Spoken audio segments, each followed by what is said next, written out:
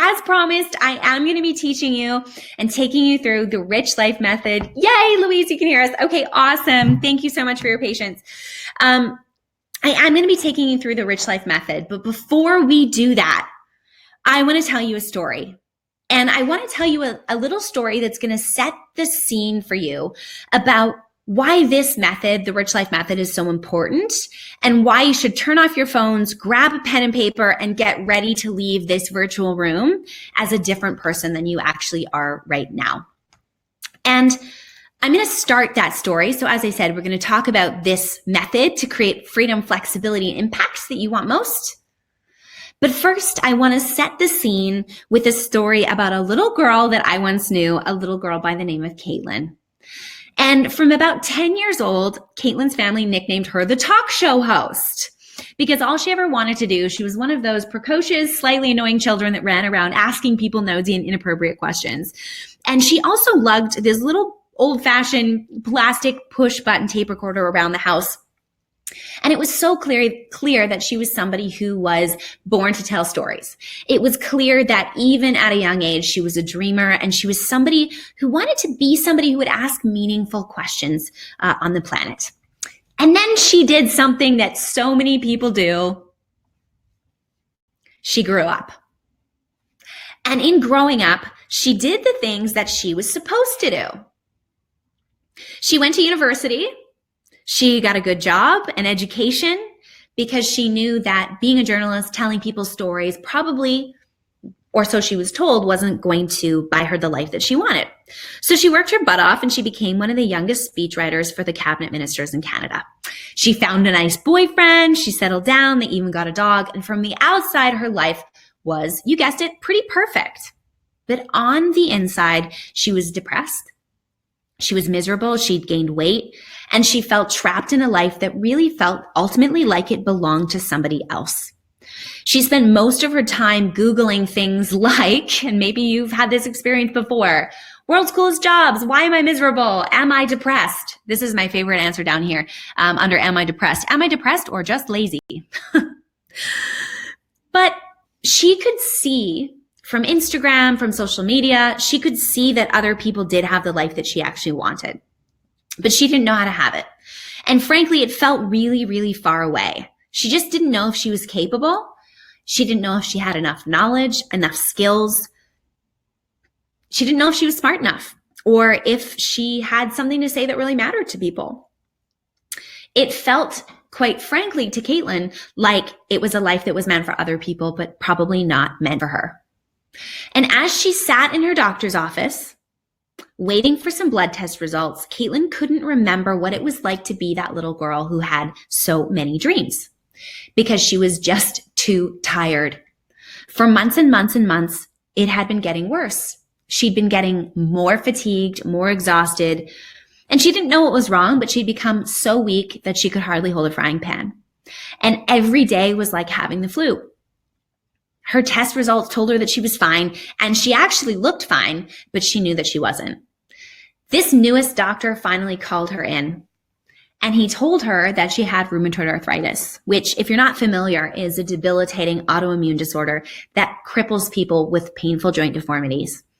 The prognosis, at 22 years old, she was told that within 5 years, she would probably spend the rest of her life on permanent disability. And you can imagine she didn't take that very well. She was about to become one of the 99% of people who actually never live up to their potential and have regrets for how their life has gone. But thankfully, Caitlin was lucky because she had a really good doctor.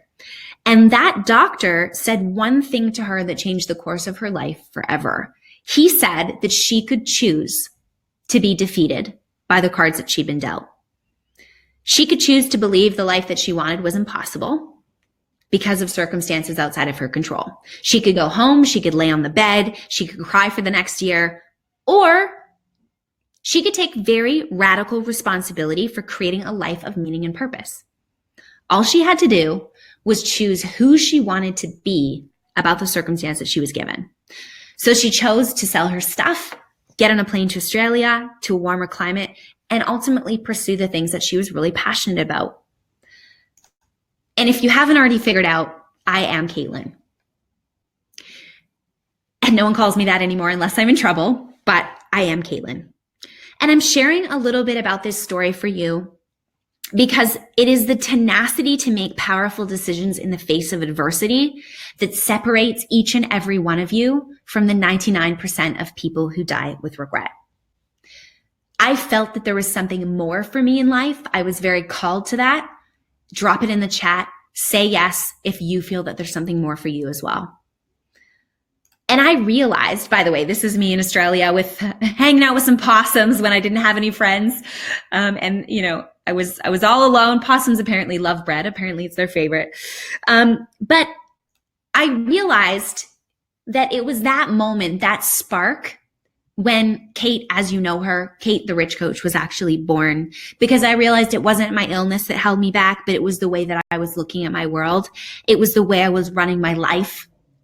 It was the way that I was living shoulds for everybody else and doing what I believed I should do. It was how I managed my time, my energy, my boundaries, my stress, whether I was aligned or not. And when I was, you know, if I was living in integrity with my purpose. And I realized the answer to most of those things was I just wasn't managing things the way that I needed to have what I want. And here's the great thing. When you are actually the roadblock to your success, you're also the solution. And when you get really responsible to ask for the support that you need from people who've been there to live the life that you always wanted, you will get there. And that's exactly what I did. So I was in a spot that a lot of you might be familiar with. Maybe you're there now, or maybe you've been there, but I read every single book. I listened to all the podcasts. I took seminars and courses. God, I think I took every online course. I sat in every personal development lecture and seminar. And to be honest, oftentimes I rolled my eyes because I had heard the same things over and over. And you will too, by the way. You know, I could bullshit you, but I'm going to be honest with you. There's no magic bullet to success. And a lot of the things I'm sharing with you, you may have heard before. But what I realized as I was bumping around in the dark, consuming all of this content, so frustrated, knowing that the life that I wanted was somewhere around the corner, but not knowing which corner to turn around to find it, was that I didn't know how to consistently apply all of the woo-woo, blah, blah bullshit to my life. You know, I knew some of the things I should do, but I didn't know how to apply it. I didn't know how to be consistent. I didn't know how to make powerful choices or get clear on what I wanted. And I was so frustrated because I didn't know where to start. So notice if you feel that frustration and put your hand up in the chat if you currently do or have felt that way for yourself.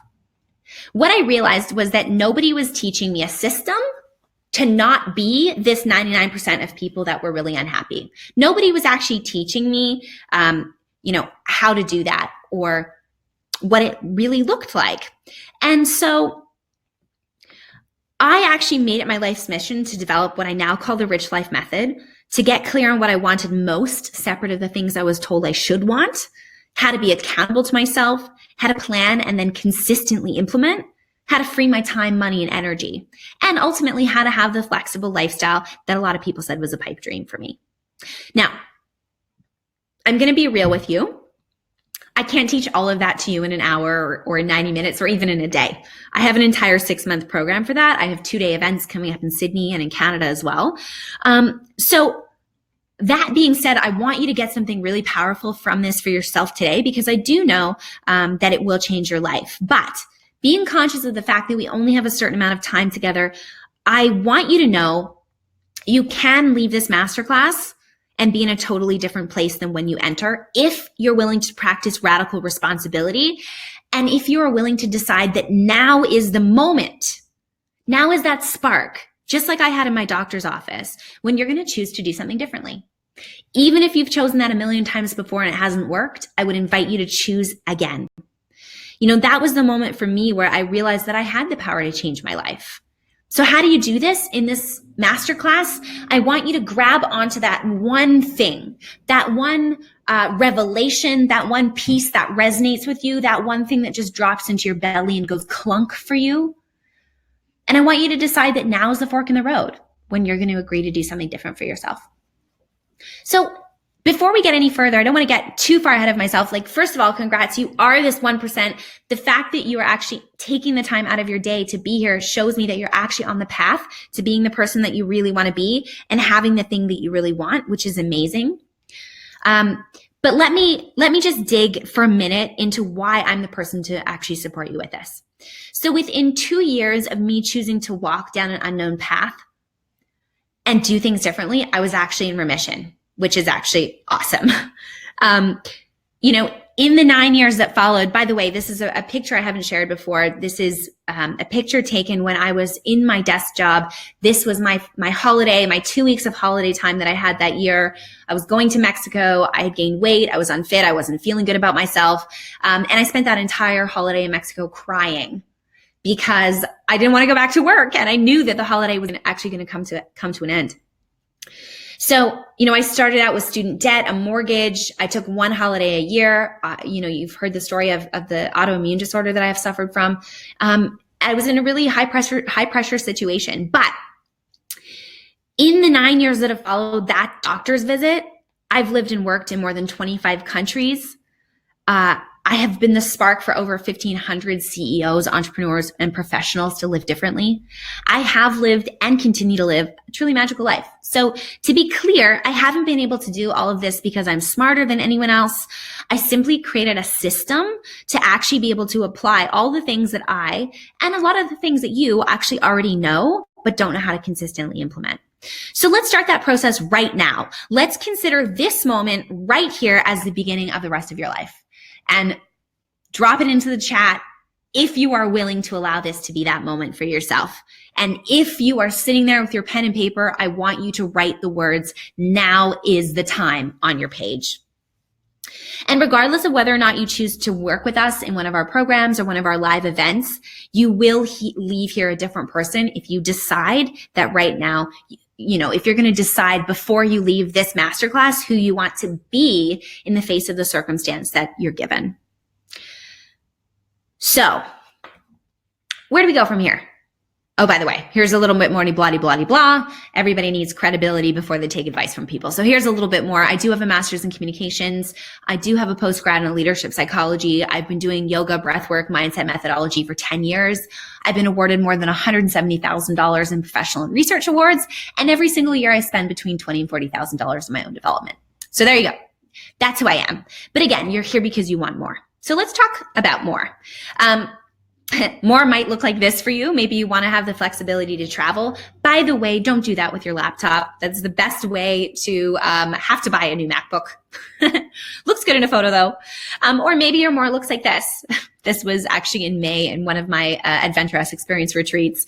A goat decided to climb on my car. It cost me $1,500 in rental damages. And the goat still had the audacity to try and eat some of my snacks. So, maybe what you really want is meaning and purpose, right? And that's what all of these travel experiences, all of the impact experiences that you're going to have, they're really about you creating meaning in your life. So let's dig in. Probably, realistically, you are experiencing or have experienced at some point in your journey one or all of these words. So I want you to take just a moment before we go any further, and I want you to actually write out which of these words resonates with you right now. It might be one, it might be five, it might be all of them. So do you feel like you're lacking a roadmap? Are you afraid to fail? Are you unclear? Are you lacking in energy? Are you overwhelmed? Do you feel self-doubt? Do you wonder if you're an expert enough? Or maybe you don't feel like you're an expert at all. Maybe you just don't know if you're doing it right, or you don't know how to do it. Maybe you have no time. You feel like you don't have the money. You don't feel confident, or that you have the skills. Probably you're feeling one or more of those things. And to be honest, you feel those at all stages of your business. You just have better tools to deal with them, and you're creating different and better results. So again, these are some of the experts, as I said, that I went to and listened to and learned from, and still felt stuck because I didn't have the how, which is what we're about to talk about here, is the how. The how of the Rich Life Method. So again, I've invited you to choose the moment, be the spark for yourself, so that you can ultimately have this life that you really, really want. So these are photos, all of friends and clients who are around the world doing really cool things. But Every single story, my story, your story, has a hero's journey. And that's the journey of your life, because for most of us, the hero's journey has 3 very distinct phases. Some of those journeys are big and heroic, like the one I've shared with you about going from nothing to everything. But some of those are small, like when you write a presentation, for example, and you're in the pit and you don't know what the answer is, and you don't know how you should present it, and you don't know what to say. And so you go and you search for the result, and then ultimately you create the result. And that's the change that you see in your life in whatever small way that is. So I'm going to take you through what it actually looks like to navigate all of your own little hero's journeys as you go through creating a life and business that you're really, really pumped about. So that you don't have to look like these little guys stuck on the overwhelm hamster wheel. I'm pretty sure this little guy on the left here has just been told that lunch break's over and he has to go back from his carrots. So that you don't have to feel like the things that you do are just actually never enough. So that you don't have to feel imposter syndrome and like you're living your life based on what you should be doing. And let's talk about what happens if you don't fix it. So ultimately, if you don't fix this is where you end up stressed out, you end up burnt out, and realistically, it costs you all the things that you ever want. And that's not what I want for you, because then you end up like this girl who's pretending to be happy, but she's actually really sad. And she's, we've all been there, staring at the ceiling and acting like everything's fine when it really isn't. So we don't want you to be that person. So how do we actually navigate your own hero's journey? We're going to do that systemically and systematically with a process called the Rich Life Method. Now, let's dig into it. This is 3 very simple steps. Now, this method actually has 5 steps in total that are rolled out over 3 to 6 months so that you can consistently implement them and have the accountability to actually follow through on them. But I'm going to focus on just the first 3 today because they are the most applicable to anybody who is moving to their next level of success, whatever that is. Now, whether you have a six-figure business, a 7-figure business, whether you're still in a regular job and you're just trying to figure out how to create a flexible life, these are relevant to you because, again, we are always in the middle of a hero's journey on the way to somewhere, wherever that somewhere is. So what does the first step of this actually look like? It is called the Soul and Goal Tune-Up. So in this Soul and Goal Tune-Up, you're going to see I'm using lots of airplane analogies, but in this Soul and Goal Tune-Up, we're using what I call the 3 Bs. So baseline, boundaries, and being. And I'm going to take you through exactly what those things look like. But realistically, what the first one is we need to establish your baseline. So we actually need to know and understand where you are in your life and business right now. A lot of people skip this step, and it's a huge issue because they end up trying to fix the wrong things and thinking that one thing is their problem with it when another thing it actually is what's going on. The example I use here is we have a friend who broke a leg in Bali, and they put a screw into the bone that was fine, not the bone that was broken. And we actually have the x-ray of that. And it's, it wasn't funny in the moment, but it's pretty funny after the fact. And so I don't want you to do that in your life and business. I don't want you to slug and plug away at one area when something else is actually the issue. So for example, today I had a client who said to me, I'm going into this big meeting where like essentially the fate of my career is going to be decided, and I'm really, really nervous. It was, the fate of her day job, whether she's going to get a raise or a payout or a compensation or whether she's going to have to quit. And I said to her, are you really scared about this meeting? Or are you more scared that you don't know if your business is going to be a success? Because that way, if you have to quit your job and you're not paid out anything, you're going to have to rely on your business being a success. And she said, oh, actually, you're right. If I knew that my business and going out on my own will be a success, I wouldn't be the least bit worried about what's going to happen in this meeting with my job. So it's really important to conduct what I call your life and business inventory. So you're really clear on what is working and what isn't working in every single aspect of your business. And here's the thing, when you do this and you do this properly, you actually get to move faster and move forward. So this was an example. One of my clients said to me, she said, Kate, I don't think I have the skills or the knowledge to actually make this possible and make this happen. What she really realized was she was trying to make it so perfect and get it so right that she wasn't taking action, and therefore she wasn't creating a result. So once she was able to determine that The problem wasn't actually tangible skills and knowledge. The problem was fear of failure and perfection. She was able to master that mindset and move through to something different. The next B is boundaries. One of the main reasons that people don't have the time and energy that they want is they don't actually know how to manage their boundaries around time and energy. So what does that look like? That looks like how to say no. For example, let's say that you are super clear. Let's say that you are super clear that you're not really that pumped about helping your friend move house, but they really want that, and they've provided you some support in the past and you really want to help them, and so you say yes. But then you realize that you don't have time to do your own work because you've said yes to this, and perhaps just isn't the right moment for you to help in this capacity. Instead of saying, hey, I really want to help you. What I'd like to do is I'd like to contribute $50 towards you hiring a mover and take you out to lunch next week. I'd really love to do that, but I actually don't have the capacity right now to help you with the move. So I am a yes to you, but I'm not a yes to being able to help with this in good conscience. So before we can say, what we're a yes and a no to, we need to be able to audit where our boundaries are strong and where they're weak, and where we give away time, energy, money, because we don't have powerful boundaries in place. So some people are really good at putting powerful boundaries in place with their friends and family, really bad at doing it with their work, their clients, their employer. Other people are really great with their clients and employer, but have no boundaries, for example, when it comes to their kids or their romantic partners. And so we need to audit, where are your boundaries strong? Where are they wiggly? Where are the places where they can really, really use some improvement? And what does that actually look like? And then how do we implement that?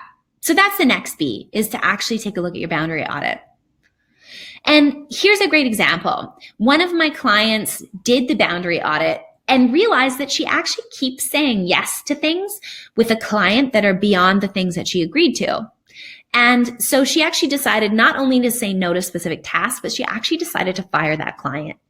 And what's happened in the time since she's fired that client is that she's actually had 3 more clients join her who are more aligned and working within the parameters of her boundaries, because she learned how to actually reset them.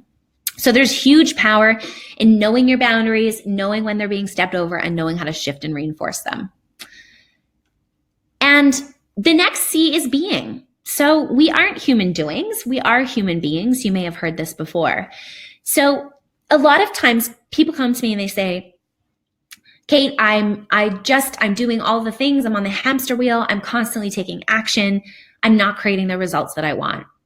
And typically it's not because they're doing necessarily even the wrong actions. It's just the state of being they're doing them in. So the most common example that I like to use is, let's say that you're going to a networking function and there's somebody you really, really want to meet. And, they're really important potential to your career. They could even be somebody you want to date, right? They're just somebody you want to be connected with in some way. And you build it up into this big thing in your head. You get all nervous and worked up about it. And you walk across the room to say hi and you're choking on your words. And you kind of just end up feeling like an idiot. And I think we've all done this at some point, walking away being like, oh my God, what was I thinking? Why did I say that? On the other side of that, if your being is really dialed in and you're confident, you're excited, you're enrolled, you know what your vision is, you're really clear on who you are and where you're going, you actually radiate a very different energy. So that same scenario, without you actually doing anything different, just who you're actually being in that, can then have people essentially coming to you and being like, oh, that girl looks kind of cool. Who is she? And actually walking up and introducing themselves to you. And then being able to create a really cool partnership going forward. So as you can see, there's actually nothing different in the doing of that. It's all just a difference in the being of that. So in order to shift your being, that's where a lot of the mindset work comes in. And that's where it's so important to start identifying some of the stories about who you tell yourself you are in the face of different situations. So what happens if you miss the 3 Bs, if you're not actually doing the things that you need to do? First of all, you end up with a really shaky foundation. You feel consistently overwhelmed and guilty when you don't have the right boundaries in place. You feel unclear on what your problem is and you don't know how to fix it, which means it's a really long, cold road to success, or maybe to failure, realistically speaking. I mean, a lot of businesses fail, 75% in the first 5 years or something like that. So if you miss the step of being really clear on your boundaries and your being and your baseline, which is what we started with, you put yourself in the position of really not being able to make powerful decisions, not being able to move forward in a way that's aligned with who you are and what you're creating. And you end up doing things for other people, spending your time, your money, and your energy in a way that doesn't actually create or contribute what you want. However, if you get this right, you have the capacity to feel completely in charge of your life. And this is what is so important. You have the capacity to make decisions easily because you know what's in and out of alignment with your boundaries. You know what's in and out of alignment with who you want to be about your business. And you get to be really excited for the things that you say yes to. You get to actually legitimately own and empower the things that you're a yes to, instead of saying yes to things that you really don't want and then wondering why you said that. Okay, number 2. Your inner and outer itinerary. So the first one is to really know your why and know your vision. And then the next part is to set and implement what I call your flight plan. Now we're going to dig into those. And I want you to hang tight with me on this knowing your why business, because you may have heard this before. The thing that you typically hear about knowing your why is you should know your purpose in doing this. Like, what's your purpose? Is it to change the world? Like, how many of you who are in this call or listening to the recording really, really actually want to make a difference in the world? Awesome. I know some of you have messaged me. Yes, you do. And that's great. But wanting to make a difference in the world isn't enough, according to the science and psychology of motivation, isn't enough to keep you going when the going gets tough. So the example that I like to use for this is wanting to live a healthier lifestyle and be well and look good might seem like a great motivation to go to the gym and work out. Realistically speaking, on a cold winter morning when you haven't slept enough and it's wet outside, is the distant future of feeling better and looking better going to be enough to get you out of bed to do that workout? For most people, the answer is no. And that's because the why is not immediate enough, and the why is also not selfish enough. So you actually need to know what your why is in a selfish and an immediate way. For most people, that why looks something like feeling appreciated or having a sense of satisfaction at the end of every single day.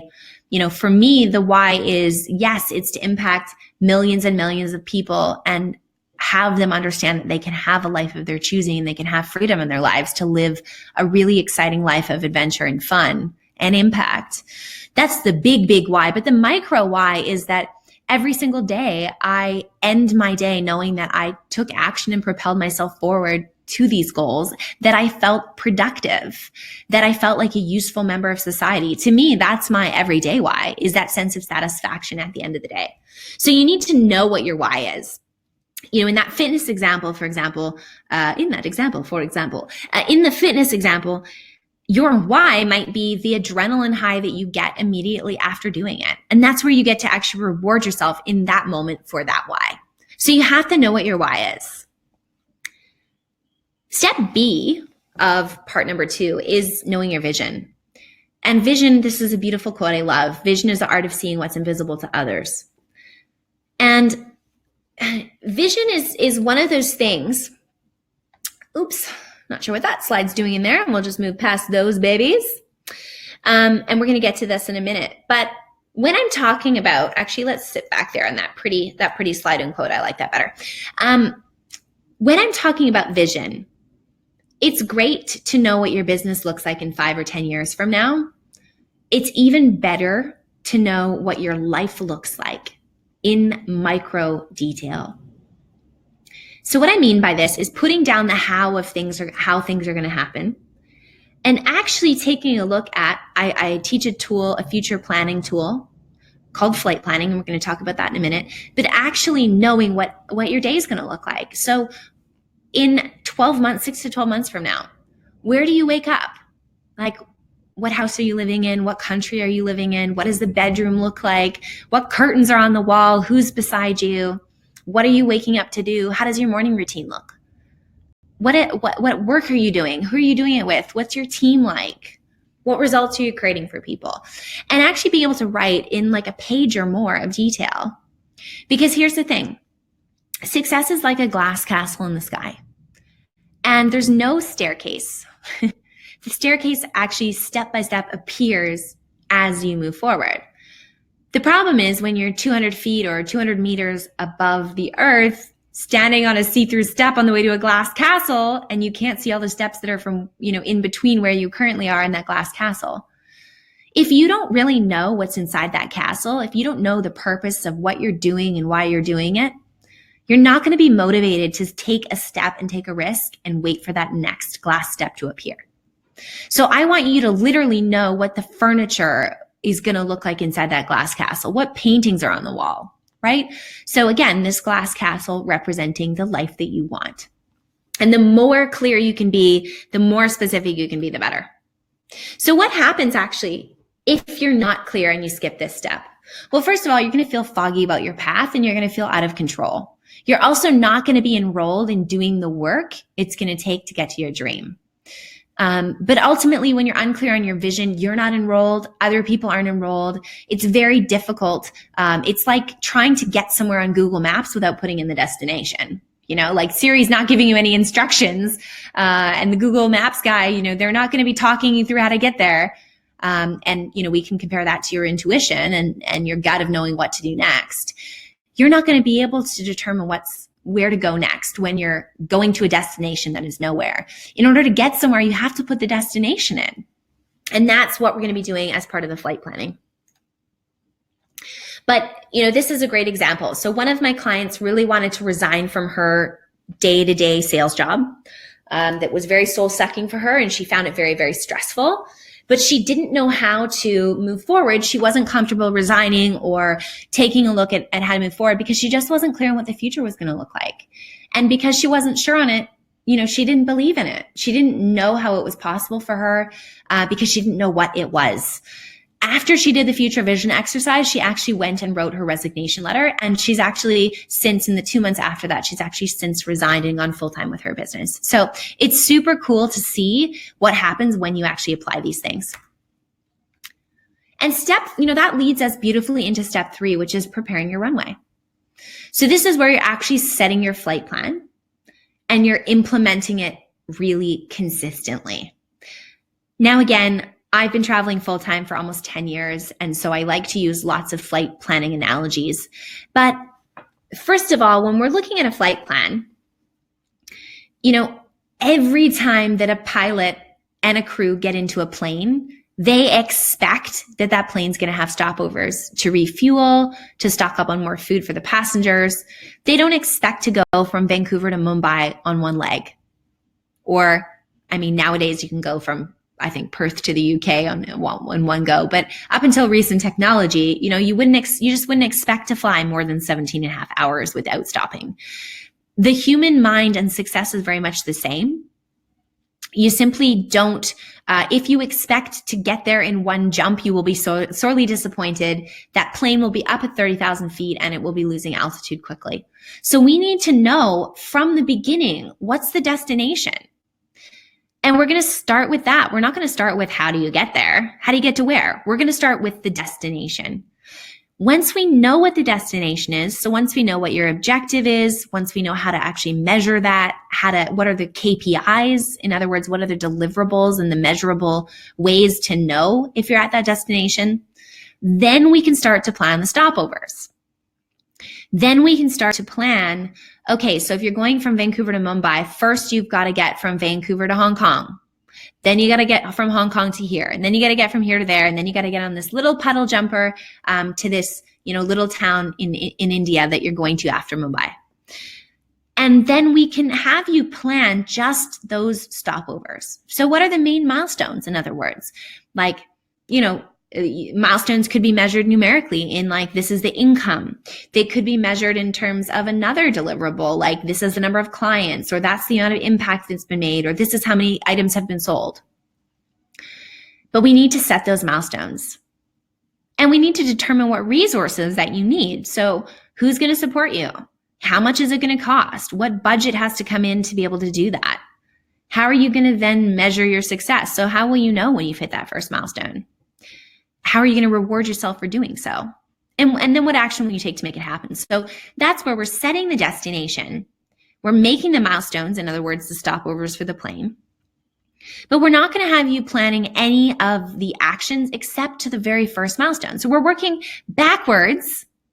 So let's say that, by October 1st of 2020, you want to have XYZ results. We need to go, okay, well then what needs to happen in September? And what needs to happen in August? And what needs to happen in July? And so on and so forth until you get to today. And then you can go, okay, well, what needs to happen now until November of 2019? Like what needs to happen to get to that first milestone in the next 30 days? And then taking action just to that milestone. That's one of the things most people experience, an extreme amount of overwhelm. That overwhelm comes from not having measurable success that has milestones, and it comes from biting off too much. So what I mean by that is you can create this big vision and be super excited and enrolled and inspired by it, but then you have the crash after the vision. You have the crash of like, oh my God, this vision is so big. How will I ever get there? Have any of you felt that way? I am sure you have. I know I have. Lots of my clients have. They're creating a big vision or they're moving towards something that feels really far away. And so it's kind of like deciding you're going to climb Mount Everest and trying to plan all of that at once without planning those stopovers and milestones is kind of like going to the bottom of Mount Everest with no shoes on and just a ham sandwich, right? Like, how are you going to get to base camp? And how from base camp are you going to get to the next level and to the next level? And have you trained? Are you oxygen trained? All of these things. So really, when you're doing a flight plan, you want to know that the top of Everest is the destination. You want to know how you're going to measure that you got there. But then you want to come back to where you are and you want to say, okay, in the next month, how do I walk from where I am to the base, to the start of the climb of Mount Everest? What supplies do I need? And then just taking that action and that level of action. And then you have to actually implement it. So this is what I'm talking about, actually working backwards from that vision to the destination, but only taking stock of what actually needs to be done in this short interim. So what happens if you skip step number 3? Well, easy. If you don't have a plan, you don't know where you're going. You can't target your actions. You can't effectively allocate your time. You don't know what to spend money on or how to make money. And you're spinning your wheels. You're running out of steam and energy. And you're wondering, why am I not enough? Why am I not capable of doing that? When that's not really the right question to be asking. The right question to be asking is, what is my plan and how will I accomplish it? And this is a great example. A client sent me this text about a month ago. She was freaking out because she was like, I'm trying to sell all these spots to an online course and I don't know how to sell them. And how am I going to do that? And who's going to buy this? And she ended up having a crisis of confidence. And I just said to her, I said, all you need to do right now is look at your flight plan. And you need to follow the next step. You need to simply believe and take the action, and results will speak for themselves. And that's what happened. She did her very first launch and made $8,500. She's making that consistently now on a monthly basis within 12 months of starting her business. And of course, she's celebrated by booking a trip to Thailand, which is what I always have my clients do, is get really excited and actually celebrate those things that are important to you. So again, that's what it can look like when you have a flight plan. Things become easy. You don't have to second guess and if you're getting it right. And then you get to do these next 2 steps, which I don't go into detail here, simply in essence of time and also not wanting to give you too much information. I want you to be able to walk away and implement some stuff here. But realistically, what we then need to do is we need to get you prepared for takeoff and we need to maintain your altitude. So in that space, that means transforming your money relationship. So looking at, most of us have a childhood money relationship or a relationship with the money that we've developed through our life experiences that tells us, how we should spend money, if we should play it safe with money, what money means. Like, does money grow on trees? Is money easy come, easy go? Is it hard to get? Is it only come through hard work? We need to understand what your relationship is to money, because it informs how you make decisions, and it also informs whether money comes to you or whether money is difficult. Then we need to actually create your freedom money mission. So we need to actually really tangibly look at how much money do I need? What are the budgets? The money mission is all of the parts that don't seem that exciting and maybe isn't that sexy, but is really integral to you actually creating the income that you want. And we need to engineer your time freedom. So we need to look at how you're implementing those boundaries to free your time, this is where learning to outsource tasks, learning to delegate, learning to create powerful systems to automate and repeat. That's where all of this stuff comes in. And then step 5, maintaining your altitude. That's where you're really ensuring you have the support around you to be able to do all of these things and really speak to it powerfully. Now, I recognize that this is a lot of information, and I recognize that you're probably asking yourself, okay, that's all great, Kate. But again, the same thing I was asking myself when I was sitting there not knowing how to use this system. I was asking myself, how is this actually possible for me? Like, how can I get from where I am to where I want to go? So I want to introduce you to a few people who have actually made incredible transformations. These are all clients of mine. I want to give you some examples of how you can implement this in your own life and what that can actually look like. So the first person I want to introduce you to is Kelsey. And Kelsey is a wedding photographer. She lives in Victoria, Canada, and she had a successful wedding business. She actually was doing 6 figures in her wedding business. However, she was burnt out. Any of you who are wedding photographers or know wedding photographers, you know that every single weekend during all of wedding season, which is basically the most fun time of year, summer, they are booked up. And so Kelsey was overwhelmed. She was editing thousands of photos. She was shooting weddings. She had no free time. And she wasn't enjoying doing weddings. She wanted to do creative projects, but she didn't actually know how to do that. So I helped her create the flight plan. And now she's actually increased the income. Within 12 months, she's increased the income from that business, but she's doing less weddings. And she's actually maintained a successful 6 figures in that business. She has a team of people working for her now, and she's actually doing projects she loves. So I want to share an example of one of these projects. This is really cool. So one of the things Kelsey wanted to do, and you can follow Kelsey K Good Photo. She's amazing. Her work is so beautiful. One of the things she wanted to do was she wanted to run a retreat. And she's just done that. She has sold out this retreat.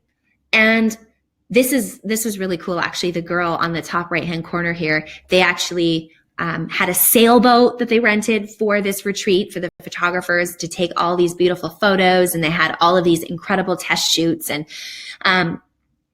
she hosted at a beautiful place called Bilston Creek Farm and did this in partnership with another photographer. And it was amazing. The feedback they got was great. And they had so much fun putting this together. It was a real passion project that they actually made some money from. A year ago, that was impossible for Kelsey to do that.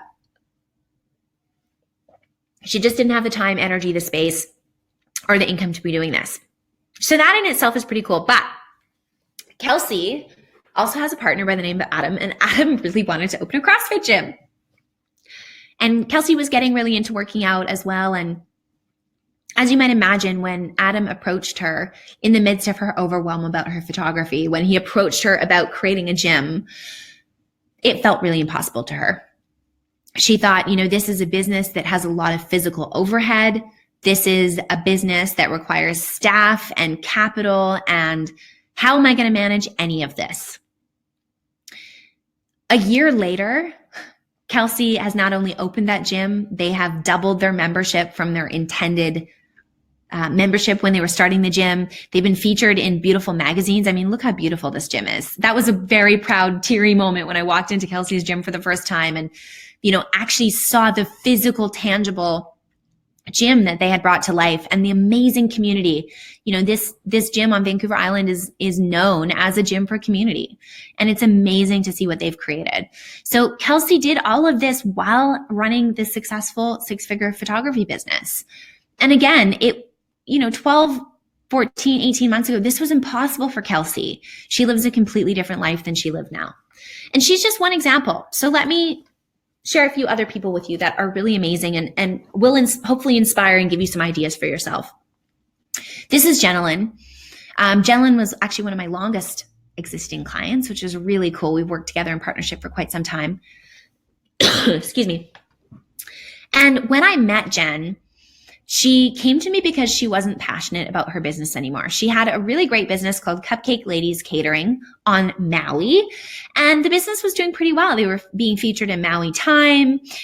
They were known, as the go-to place for boutique cupcakes. But the business wasn't making as much money. She'd started this as a sort of side hustle income while raising 2 young children. She has 2 kids under the age of 10. And it had been making enough money to be useful to her, but it wasn't making enough money now at that point for it to be profitable, for her to be taking that much time away from her kids, the time it was taking to grow it. So at first she said she actually wanted to close it down altogether and do something different. But together we were able to make it profitable. We were able to have it run largely without her. Her husband has actually since retired from his job and is working at Cupcake Ladies. And he's actually doing all the baking now, which is really cool. And he's really enjoying it. And so that business has become profitable and become a lot more automated for them. And that's freed Jen's time to do something she's really passionate about. And what that is actually helping other moms with young families to feel a sense of purpose and create a side hustle for themselves. And so she has created Jenilyn Jillian Life and Business Coach, a program called Self-Employed to Scale, Growing Your Business with Less Time and Stress. And this is her very first testimonial here ever from Talamiata 77. So Jenilyn can really help push you out of your shell and help you see your true values. Sometimes we have to take back the power that other people have taken away from us. She's an awesome coach. So Jen's actually studied, she's invested in lots of programs, she's learned how to do something entirely different, and is now filling, as you can see, filling her coaching and filling her mastermind, and feeling immense confidence doing something she's so passionate about and really excelling at it. And again, that's all within a matter of a year and a bit time for her to have such a huge transformation in 2 different businesses. This is a really fun one. This is my client, Ashley, sculpting the perfect life. So when I met Ashley, she was stuck in an IT job. And she really wanted to do something. She wanted to work for herself. She always loved cats. She had no idea what it would be. Since digging into all of this together, Ashley actually created the flight plan, created the business plan to start a cat cafe, which is so cool. But what's even cooler about this is that when we met, Ashley actually wasn't able to get the zoning permits to be able to open a cat cafe. The town hall hadn't really heard of this. They didn't know what it was. They weren't enrolled. They didn't see what was in it for the community. She has actually got council to change the zoning permits. That's how enrolled they were in her vision. Not only that, but she launched a successful Kickstarter campaign. And actually, to be honest, this Kickstarter campaign, on this slide, it says 63% of funding. They've done 100% of the funding 3 days prior to it closing, which was really cool. They hit like 75% of their funding almost immediately.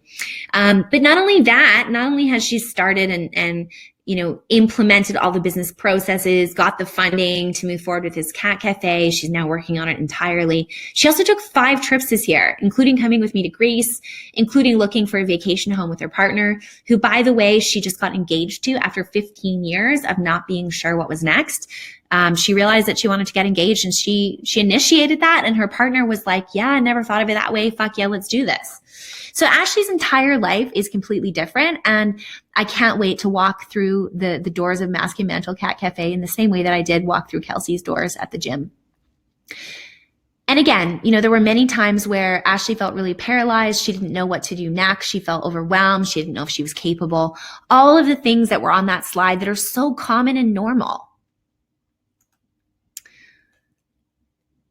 I'm really excited about this next client, this next project. This is Marsha. Marsha is actually, both Marsha and Ashley actually are currently members of my leadership team in my Adventurous program. So they've graduated out, and they're actually on our leadership team now, helping to show other women the path forward, women and men, the path forward to what they really, really want. But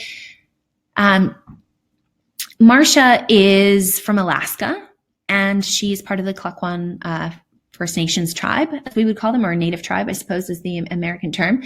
And she really wanted to be able to work remotely. And she didn't think that that was possible for her. You know, she was thinking maybe 2 to 3 years from now. She has actually been able to enroll the business in having her work remotely. So she now just moved to Seattle as her second city. So she has a home in each city because her daughters live in Seattle and she wanted to be near them. She's doing international travel. She also came to our retreat in Greece. That's where this photo was taken. And it was her first time traveling alone. She's been married for many years and always traveled with her partner. And so that was a really big outside of the comfort zone thing for her to create confidence in herself to be able to travel on her own as well. But what she didn't realize is that in 6 months from starting, she's able to be remote 10 months a year. She's got this second home.